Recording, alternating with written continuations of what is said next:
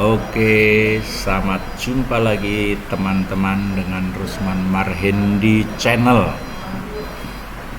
Yang hari ini seperti janji saya sebelumnya akan melanjutkan tutorial tentang penggunaan fungsi if pada Excel. Materi hari ini yang akan saya berikan adalah ada 3 hal: membuat nilai rata-rata, lalu fungsi if lanjutan, lalu peringkat. 2 ini tambahan, kalau peringkat if ini lanjutan ke level yang lebih tinggi. Oke, nah di sini akan saya peragakan menggunakan contoh. Kita ini ada seorang guru yang minta bantuan kita untuk membuat daftar nilai macam ini. Nah, ini dia mengajar di Sekolah Dasar Bandung Bondowoso, Blitar, Sumatera Selatan. Dia guru agama, maka dia membuat daftar nilai agama semester genap 2021 untuk menetapkan kelulusan. Nah, di sini ini saya hapus dulu supaya ini tadi sudah saya isi ya. Ini kita hapus dulu ya.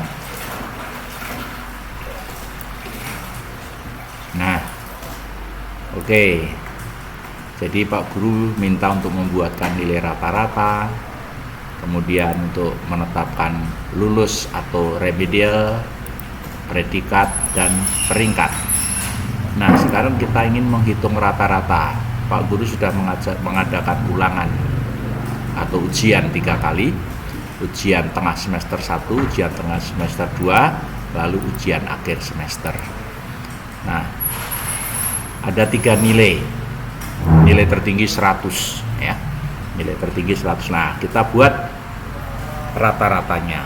Untuk membuat rata-rata kita gunakan formula sama dengan average ya, average tulisannya, average ya. Average kurung buka, lalu kita soroti angka yang akan dirata-rata. Ini jadi rata-ratanya nilai Andi Wasyanto itu 4,1. Nah, kita copy ke bawah ya. Nah, jadi sekali lagi ini menggunakan fungsi average. Nah, kalau Anda stop dulu, di pause dulu untuk menyimak ini ya. Oke.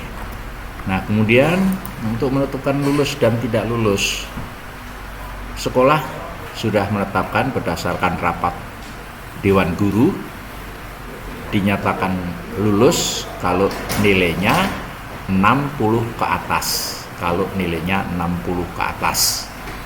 Jadi syarat untuk lulus itu nilainya harus 60 ke atas. 59 nggak lulus. Kalau 60 ke atas ya, 59 nggak lulus. 60 ke atas. Jadi syarat lulus itu apa? Syarat lulus jika itu, kalau saya bilang jika itu nulisnya sama dengan F kurung buka. Syarat lulus jika nilai rata-rata itu lebih besar sama dengan 60. Ya, ini operatornya untuk menetapkan kondisi ya. Untuk menetapkan kondisi. Nah, seperti di sini kondisi itu bisa sama dengan, lebih besar, lebih kecil, lebih besar sama dengan, atau lebih kecil sama dengan. Kalau 4 hal ini 1, 2, 3, 4 ini belakangnya harus angka. Lebih kecil 50, lebih besar 50, lebih kecil sama dengan 50. Tidak bisa lebih besar B, itu enggak ada. Tetapi kalau yang sama dengan sama yang bawah, tidak sama dengan dan tidak sama dengan, ini belakangnya boleh huruf atau boleh huruf atau yang kalau huruf itu harus diberi tanda kutip ya. Jadi untuk 1, 2, 3, 4 itu tidak bisa untuk pakai huruf, yang enggak ada. Nama lebih besar sama dengan B, itu enggak ada ya. Tapi lebih besar sama dengan itu angka. Nah, jadi kita kembali ke sini. Jika nilai lebih besar sama dengan 60, itu baru dikatakan lulus. Ya, boleh L saja ya, L saja. L, lulus. L. Ya. Nah, kalau kurang dari 60 gimana? Tidak lebih besar sama dengan 60 atau kurang dari 60, 59 misalnya, tidak memenuhi syarat untuk lulus. Ya, maka kalau tidak memenuhi syarat lulus, langsung kita tulis remedial R. Ya, tanda kutip, kurung tutup, enter. Nah, jadi ini rumusnya ya. Kita copy ke bawah. Oke, saya berikan kesempatan dulu untuk menulis rumus ini. Ya, jadi jika G9 itu adalah nilai rata-rata lebih besar sama dengan 60, jadi jika G lebih besar sama dengan 60 itu dinyatakan lulus. Lah kalau tidak memenuhi 60 ya remedial R ya, enter. Oke, baik. Nah, misalnya ini akan kita lihat, udah cukup ya ini. Sekarang yang predikat. Nah, ini dengan fungsi F juga. Predikat itu ada 4. Predikat A, B, C, atau D. Tergantung dari nilai rata-rata. Nah, kalau dikatakan tergantung ya juga selalu menggunakan fungsi F. Nah, jika ya seseorang mendapat predikat A, syaratnya apa? Jika nilai ini lebih besar sama dengan 91. Nah, berarti 90,5 belum ya, harus 91 mutlak. Kalau 90 belum mendapat. Jadi syaratnya untuk mendapat predikat A jika nilai itu lebih besar sama dengan 91, baru kita beri predikat A. Ya, predikat A. Oke. Yang kedua, kita akan menulis predikat B. Apa syarat predikat B? Jika ya, nilai rata-rata ini juga kembali G9 lebih besar sama dengan 76. Tuh lihat 76 ya, baru mendapat predikat B. Baru dikatakan atau diberi predikat B. Kalau ada yang tanya, loh Mas, nilai 95 kan lebih besar dengan 76, kenapa B? Nah, komputer akan memilih yang pertama dulu. Ya, memilih yang pertama dulu. Kalau sudah temukan 91 ke atas, di atas 91 langsung dia predikat A. Nah, yang belakang ini yang tidak memenuhi syarat. Yang tidak memenuhi syarat, yang lebih besar itu baru beri predikat B. Ya, seperti itu. Nah, kemudian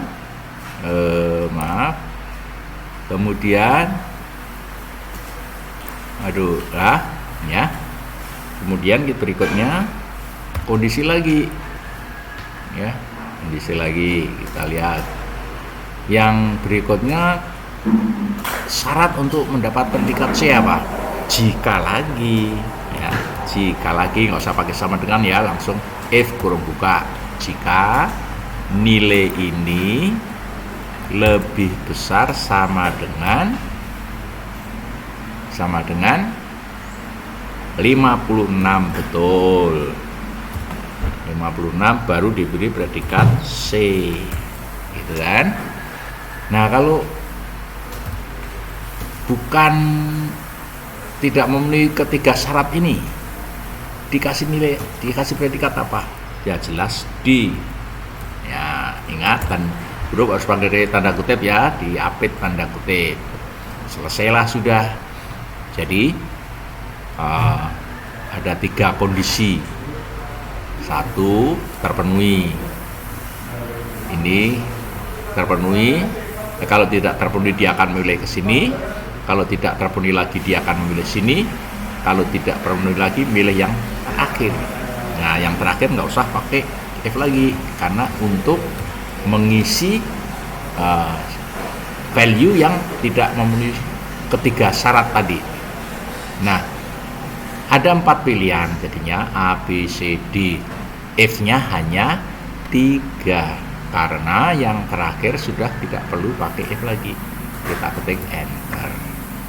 Oke, kita copy ke bawah. Nah, iya. Nah, ini yang D itu, ini yang A, ini yang C, yang B itu 80 ke atas. Oke, sekarang peringkat adalah untuk menetapkan ranking keberapa anak tersebut ya. Ini biasanya di sekolah itu perlu ranking supaya yang ranking 1 bangga, yang ranking rendah supaya belajar lebih giat berdasarkan rata-rata rankingnya juga.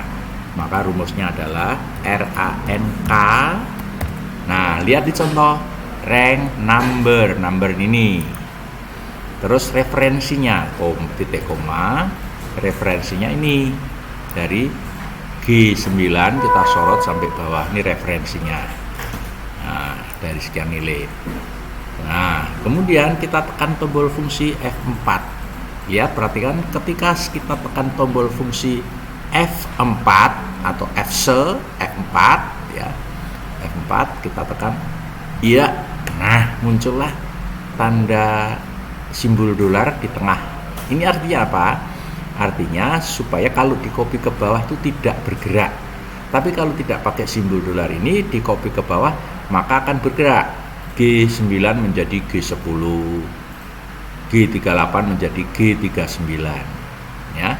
Jadi supaya tidak bergerak, ini kita tetap harus kita beri tanda string itu tadi. Kemudian titik koma.